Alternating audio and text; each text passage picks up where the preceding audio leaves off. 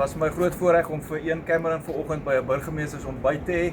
Hy's natuurlik 'n parlementslid en ons weet dat hy veg in die parlement vir ons inwoners alles wat te doen het met veiligheid. Ian, baie dankie dat jy in Mosselbaai was, dat jy bereid was om ons publiek vanoggend te kom toespreek. Ian is 'n wonderlike voorbeeld van iemand van die publiek, 'n gewone persoon wat wel in die politiek betrokke raak vir die regte redes en wat veg vir ons inwoners van Suid-Afrika vir die regte redes. Wat 'n wonderlike voorbeeld. En ja, ek vanoggend of vanmiddag vra ek vir elke inwoner. Eerstens wil ek dankie sê vir al ons buurtwaglede, ons GPF-lede, almal wat betrokke is om 'n verskil in ons gemeenskap te maak.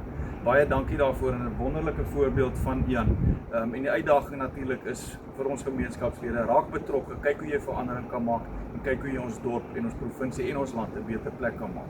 Dankie Dirk, dit was so lekker vir my om vandag saam te kuier in Mosselbaai.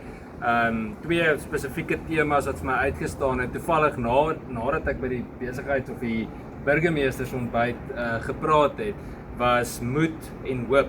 En ek kan regtig sê dat toe ons 'n bietjie tyd spandeer het met wetstoepassingse mense, rondgestap het, die stelsels gekyk het, die beheersentrum of insidentkamer ensovoorts deurgegaan het, is daar vir my 'n boodskap van hoop hierso in Mosselbaai. En dit is so lekker om in 'n dorp te wees wat besig is om te innoveer ten spyte van die uitdagings in die res van die land.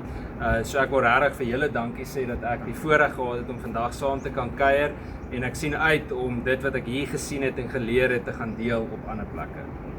Dankie. Dankie Dirk.